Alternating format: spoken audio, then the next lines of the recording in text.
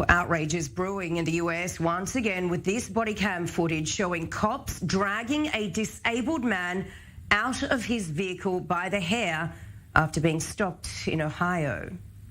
I am paraplegic, bro. You can fucking hurt me. You can hurt me, bro. What are y'all doing, bro?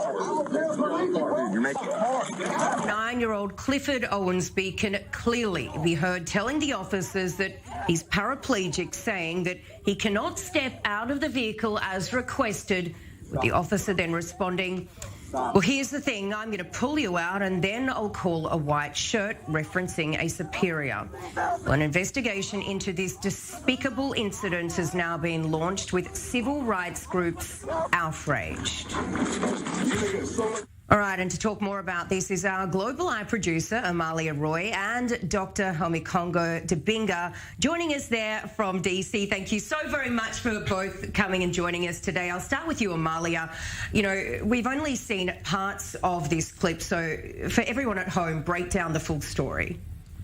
So what happened with Clifford is that he was leaving a house, dropping off cable boxes when he was stopped by the police as far as he was concerned, for having tinted windows.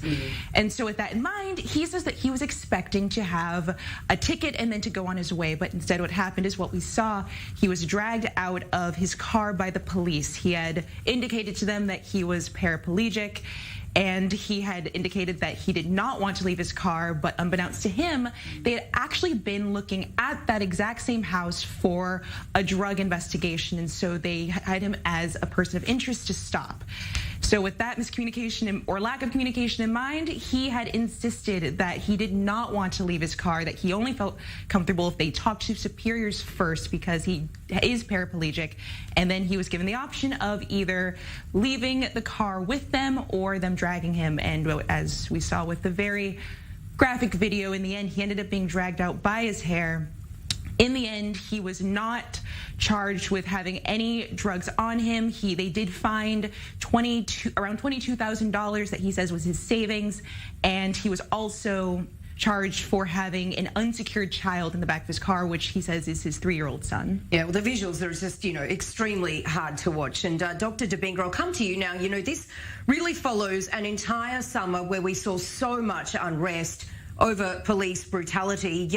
Tell me, what does this say to you about where the issue stands still?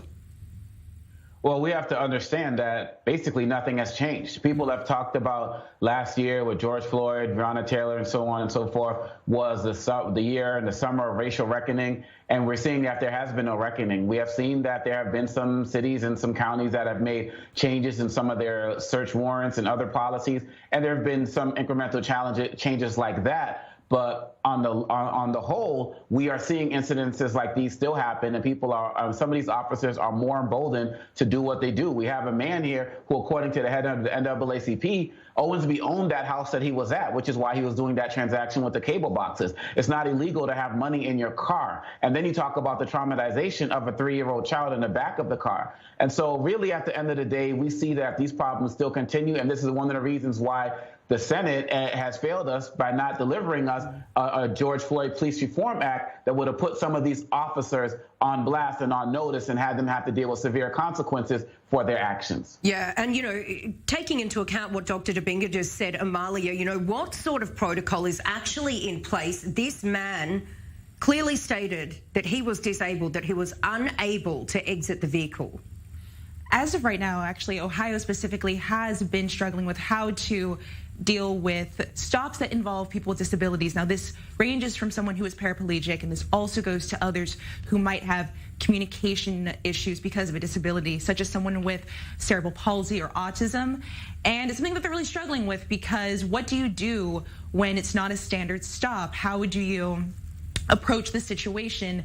Is it within this person's right who needs help getting into the car to be nervous about someone who's not trained in helping a paraplegic person get out of the car and doing it safely? That can be a very scary situation for them. So the Ohio police has said that they are trying to fix the problem based on the 2020 protests, but as we're seeing, there really aren't any tangible results because according to some in the police department that have spoken in support of what happened for the police officers, that they were following policy. So we really have to see if this reckoning that people are talking about needs to extend towards how you approach people who really can't help themselves in those situations. You could even see in those in the video that you saw Clifford asking for help. He was calling people to come to his location. He was calling over passerbys to film because he really was not sure what was going to happen in that situation. Yeah, and Dr. Dominga, this is not being treated as a racial profiling case because one of the officers that was there at the scene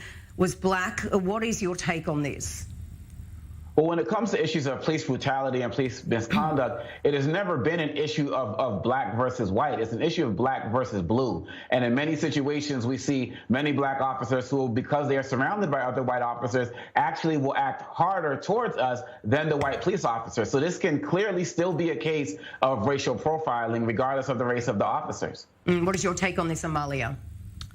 Yes, in this situation, you see that it goes past a single cop. And in the 2020 protests, people were not protesting over one cop. In the Derek Chauvin trial, many on the Black Lives Matter movement were very clear that this was not a win for police reform, but more of a moment of justice for George Floyd's family. But in terms of the entire system, there's still much to be done. If you look even in that case, Derek Chauvin was not alone. There was a black cop there as well. So you see that many people are saying that it's an example of going past one individual to an entire system.